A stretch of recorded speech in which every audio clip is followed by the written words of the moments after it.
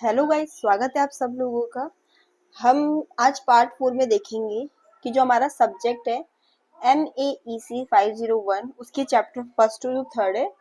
उनके जून 2023 का जो हमारा प्रीवियस ईयर का क्वेश्चन पेपर है, तो उसमें कौन कौन से क्वेश्चन पूछे गए हैं chapter first to chapter third से, फर्स्ट सेकंड थर्ड। ठीक है, इससे पहले जो मैंने वीडियो है आपको, उसमें मैंने बताया था कि जो जून 2024 का पेपर है उसमें इन जो 3 चैप्टर है इनसे कौन कौन से क्वेश्चन पूछे गए हैं।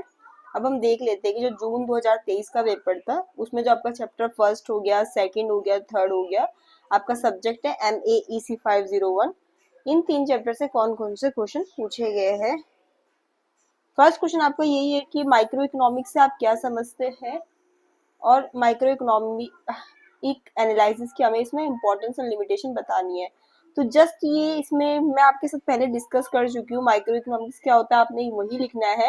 और यहाँ पर जो आपका इंपॉर्टेंस और लिमिटेशन है माइक्रो इकोनॉमिक एनालिसिस का, इसमें आपने वही लिखना है जो हमने इंपॉर्टेंस और लिमिटेशन अपने माइक्रो इकोनॉमिक्स का पढ़ा था ना, सेम वही आ जाएगा आपका आंसर है। ठीक है, तो पहले मैं डिस्कस कर चुकी हूँ, वही इसमें लिखना है आपको। अगर ये माइक्रो इकोनॉमिक एनालिसिस की इंपॉर्टेंस लिमिटेशन भी पूछ रहे हो तो जो आपने माइक्रो इकोनॉमिक्स की पढ़ी थी आप वो इसमें लिख सकते हैं। 19 मार्क्स का एक क्वेश्चन है। फिर देख लेते हैं हम लोग दूसरा क्वेश्चन क्या पूछा है। इसमें हमें एक्सप्लेन द डिफरेंस बिटवीन, हमें पार्शियल और जनरल इक्विलिब्रियम में अंतर बताना है। फिर जो आपका जनरल इक्विलिब्रियम है उसको डिटेल में एक्सप्लेन करना है। ये आपका 19 मार्क्स का क्वेश्चन है। ठीक है, तो पहले इन दोनों के बीच में अंतर देख लेते हैं कि पार्शियल इक्विलिब्रियम और जनरल इक्विलिब्रियम में क्या अंतर होता है। ठीक है, तो वन बाय वन करके समझते हैं। तो पहले मैंने इसमें मीनिंग से स्टार्ट किया है कि आपका पार्शियल इक्विलिब्रियम क्या होता है। तो देखो, जो आपका पार्शियल इक्विलिब्रियम होता है ये एक एनालिटिकल टूल है जिसको हम इकोनॉमिक्स में यूज करते हैं ताकि हम इक्विलिब्रियम देख सके सिंगल मार्केट का, और हम इसमें एज्यूम करते हैं कि बाकी जो सारे मार्केट है वो कैसे रहेंगे, कांस्टेंट रहेंगे। ये क्या करता है, फोकस करता है कि क्या रिलेशनशिप बिटवीन है demand and supply specific goods and services की, ताकि हम डिटरमाइन कर सके to determine its price and quantity. ठीक है, तो हम इसमें एक सिंगल मार्केट पे फोकस करते हैं। इसमें एक समय पे एक सिंगल मार्केट पे या एक प्रोडक्ट पे हम फोकस करते हैं। तो देख लेते हैं क्या इसमें। It is an analytical tool, जैसे मैंने आपको बताया, जिसको हम इकोनॉमिक्स में यूज करते हैं ताकि हम इक्विलिब्रियम देख सके सिंगल मार्केट का, और हम ये एज्यूम करते हैं इसमें कि बाकी सारे हमारे मार्केट क्या रहेंगे, कांस्टेंट। अब आ जाते हैं जनरल इक्विलिब्रियम में कि आपका जनरल इक्विलिब्रियम क्या होता है। तो जनरल इक्विलिब्रियम आपकी वो स्टेट है जहां पर सारे मार्केट जो है इकोनॉमी में किसको अटेंड कर लेते हैं, इक्विलिब्रियम पे होते हैं साइमल्टेनियसली, और जो हमारे सारे इकोनॉमिक एजेंट्स होते हैं वो अपने ऑब्जेक्टिव को अचीव कर लेते हैं, मैक्सिमाइज कर लेते हैं। हमारे इकोनॉमिक एजेंट इसमें कौन से होंगे, कंज्यूमर्स और फर्म, और उनका जो ऑब्जेक्टिव है यूटिलिटी और प्रॉफिट का, उसको वो मैक्सिमाइज कर लेंगे। ये रिफ्लेक्ट करता है एक तरीके से ओवरऑल बैलेंस इकोनॉमी में, कौन, जनरल इक्विलिब्रियम। अब सेकंड पॉइंट हम देखेंगे दोनों के अंतर में कि स्कोप। तो देखो, इसका स्कोप तो आपका हमें पता ही है, जैसे हमने मीनिंग में कहा कि ये एनालाइज करता है इक्विलिब्रियम किसका, एक सिंगल मार्केट का। ठीक है, आपके सिंगल मार्केट का या सेक्टर का ये एनालाइज करता है। तो इसका तो नैरो है, किसके कंपैरिजन में, जनरल के कंपैरिजन में। बट वहीं पर ये क्या करता है आपका जनरल, ये एनालाइज करता है इक्विलिब्रियम सारे मार्केट का। ठीक है, सारे मार्केट्स का ये इक्विलिब्रियम को एनालाइज करता है, जितने भी हमारे मार्केट होते हैं इकोनॉमी के उनका। ठीक है,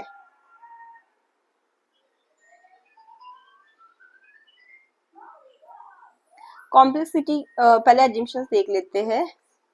ये एज्यूम करता है कि जो हमारे अदर मार्केट्स है वो कांस्टेंट रहेंगे, जैसे हमने इसका मीनिंग में भी पढ़ा था। ये कहता है कि अदर मार्केट्स रिमेन कांस्टेंट। ठीक है, लेकिन इसमें ऐसा नहीं होता है। ये कहता है कि हाँ, जो मार्केट है आपस में वो इंटरडिपेंडेंस है। कौन कहता है आपका, ये जनरल इक्विलिब्रियम। ठीक है, considers the interdependence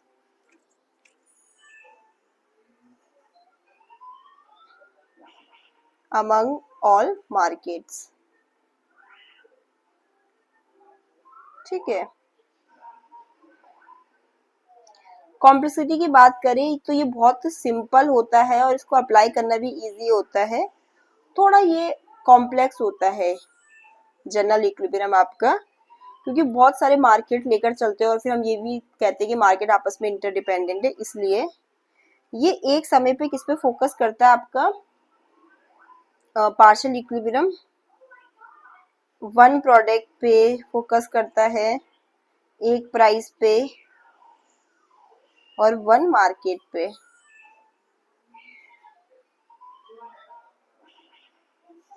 ये तो आपका एंटायर इकोनॉमी पे फोकस करता है कौन, जनरल इक्विलिब्रियम। ठीक है, ये सारे प्रोडक्ट्स पे, सारे प्राइसेस पे, मार्केट पे फोकस करेगा। पार्शियल इक्विलिब्रियम को आपका अल्फ्रेड मार्शल ने डेवलप किया। इसको आपका लियोन वॉलरस, ठीक है, वॉलरस ने डेवलप किया। तो ये आपका मार्शल ने किया, ये लियोन वॉलरस ने आपका डेवलप किया। कौन सा, जनरल इक्विलिब्रियम।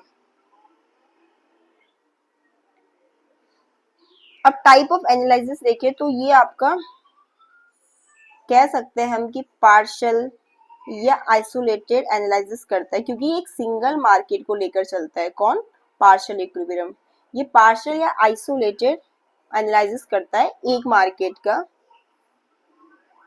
बट वहीं पर ये आपका संपूर्ण होलिस्टिक और कॉम्प्रिहेंसिव एनालाइज करता है किसका, एंटायर इकोनॉमी का। Holistic and comprehensive analysis of the entire economy. ठीक है,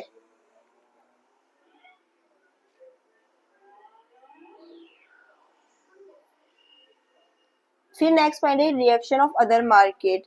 तो ये तो जो रिएक्शन होते हैं अदर मार्केट के, उनको क्या कर लेता है, इग्नोर कर लेता है। ये इग्नोर करता है कि कैसे अगर चेंज एक मार्केट में हो रहा है तो वो अफेक्ट कर रहा है दूसरों को, ये तो बिल्कुल इग्नोर कर लेता है। बट ये तो कंसिडर करता है कि भी कैसे जो चेंजेस हो रहे हैं मार्केट के उन सबको ये कंसिडर करता है। ठीक है, ये तो उन चेंजेस को कंसिडर करता है।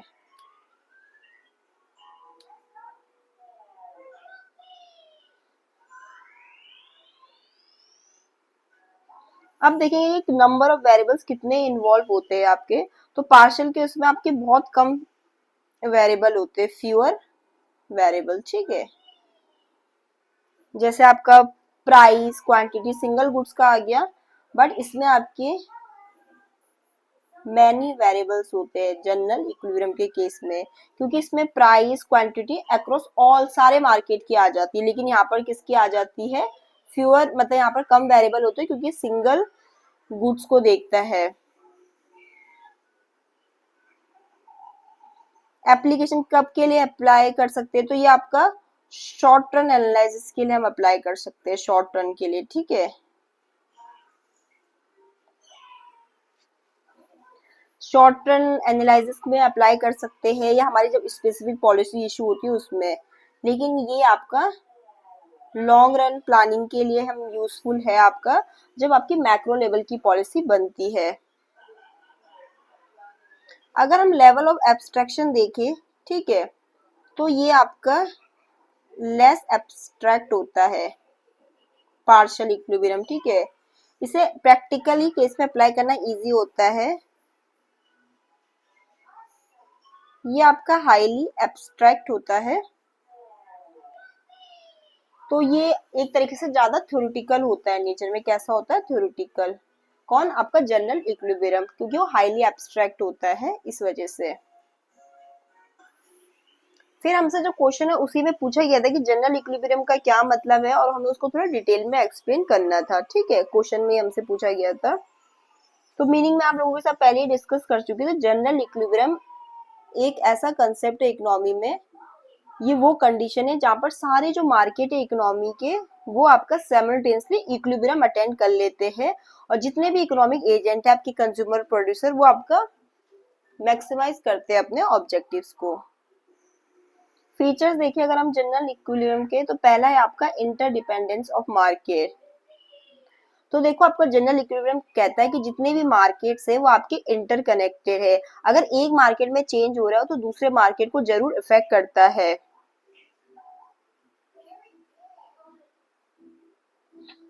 एग्जाम्पल के लिए अगर मतलब फूड का प्राइस राइज हो गया तो जरूर इफेक्ट करेगा लेबर सप्लाई अदर सेक्टर की, ठीक है। तो ये कहते हैं कि सारे मार्केट इंटरडिपेंडेंट है। सेकंड इसका फीचर है साइमल्टेनियस डिटर्मिनेशन। इसमें ये कहता है कि जो प्राइस और क्वांटिटीज होती है सारे गुड्स और सर्विसेज की, वो साथ में डिटरमाइन होते हैं, ना कि आइसोलेशन में। जैसे कौन कहता है आपका पार्शियल इक्विलिब्रियम में हम आइसोलेशन में देखते हैं ना, बट ये कहता है कि नहीं, प्राइस और क्वांटिटी सारे गुड्स और सर्विसेज की डिटरमाइन होती है together, not in isolation. Third इसका पॉइंट है जो फीचर है वो है एफिशिएंसी कंडीशंस। ये कहता है कि जनरल इक्विलिब्रियम तभी एग्जिस्ट करेगा जब एक तो कंज्यूमर मैक्सिमाइज करेगा अपनी यूटिलिटी को, ठीक है, पहला पॉइंट। दूसरा, प्रोड्यूसर भी मैक्सिमाइज करेगा प्रॉफिट को। तीसरा, कि सारे मार्केट क्लियर हो। क्लियर से मतलब है कि ना एक्सेस डिमांड होगी ना सप्लाई होगा, नो एक्सेस डिमांड और सप्लाई। फोर्थ पॉइंट है कि आपका जो रिसोर्सेस है वो फुल्ली और एफिशिएंटली यूटिलाइज होंगे।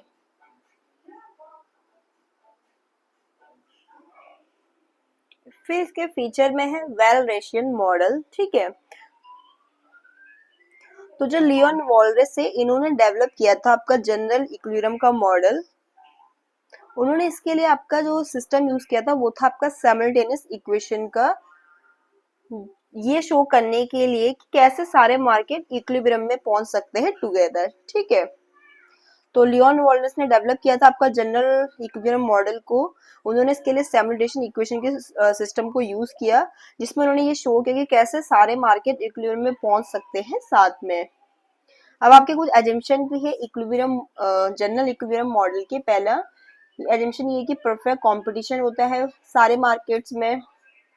कंज्यूमर और फर्म्स आपकी कैसे रैशनल है, कोई जो है एक्सटर्नलिटीज नहीं है। हमने यहाँ पर एक टर्म यूज किया एक्सटर्नलिटीज, ठीक है। हमने कहा एजम्पशन की कोई भी एक्सटर्नलिटीज नहीं है। तो देखो एक्सटर्नलिटीज आपकी होती क्या है, एक्सटर्नलिटीज आपकी पॉजिटिव भी हो सकती है और नेगेटिव साइड इफेक्ट भी हो सकती है किसी भी इकोनॉमिक एक्टिविटी का, जो क्या बोलती है अफेक्ट करती है किसी तीसरी पार्टी का जो आपका डायरेक्टली उस एक्टिविटी में इन्वॉल्व भी नहीं है, ठीक है। तो आपकी एक्सटर्नलिटीज पॉजिटिव भी हो सकती है और नेगेटिव भी हो सकती है, जो किसी भी इकोनॉमिक एक्टिविटी की ये साइड्स हो सकती है जो किसी तीसरी पार्टी को प्रभावित करती है जो उसमें इन्वॉल्व भी नहीं है। तो हम इसके एजम्पशन में ये लेकर चलते हैं कि कोई भी एक्सटर्नलिटीज नहीं है किसमें, जनरल इक्विलिब्रियम मॉडल में।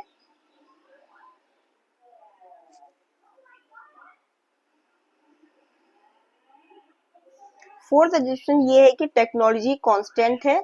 और फिफ्थ ये कि फुल एम्प्लॉयमेंट है किसका, रिसोर्सेज का। अब हम इम्पोर्टेंस देखते हैं आपकी जनरल इक्विलिब्रियम की कि क्या क्या इसकी इम्पोर्टेंस है।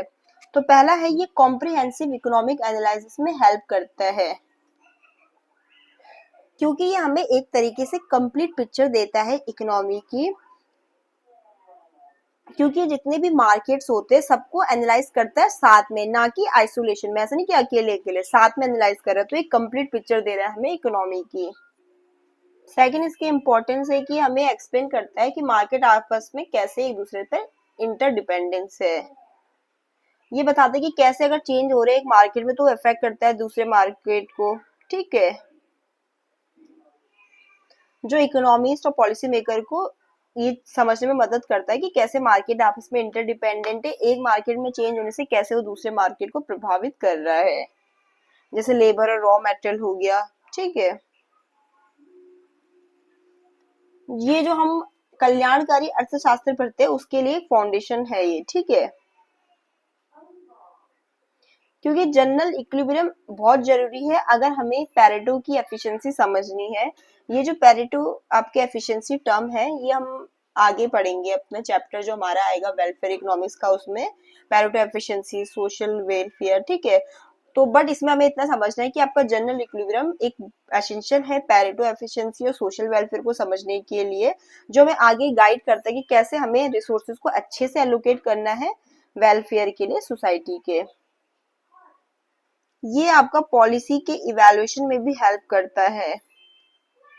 ये गवर्नमेंट को हेल्प करता है कि वो एसेस करे कि कैसे जो उनकी पॉलिसीज है, जैसे गवर्नमेंट टैक्स से रिलेटेड पॉलिसीज बनाती है, सब्सिडी से रिलेटेड, ट्रेड से रिलेटेड, वो कैसे इम्पैक्ट डालता है आपके सारे सेक्टर पे, ना कि जस्ट एक सेक्टर पे।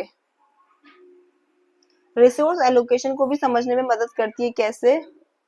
ये बताती है कि कैसे जो रिसोर्सेस है, लैंड हो गया, लेबर हो गया, कैपिटल हो गया, उसको किस तरीके से ऐसे डिस्ट्रीब्यूटेड किया जाए कि सोसाइटी मतलब हमारी अर्थव्यवस्था के लिए उसका एक कंपीटिंग यूज कर सके, हम बढ़िया यूज कर सके। ये लॉन्ग रन इक्विलिब्रियम प्लानिंग में मदद करती है, क्योंकि ये आपकी इकोनॉमिक ग्रोथ को एनालाइज करती है, डेवलपमेंट स्ट्रेटजीज को, डायनेमिक एडजस्टमेंट क्या हुए हैं समय के साथ, तो लॉन्ग रन इक्विलिब्रियम प्लानिंग में भी मदद करती है। ये हमें हेल्प करती है कि हम आइडेंटिफाई कर सके मार्केट के फेलियर को।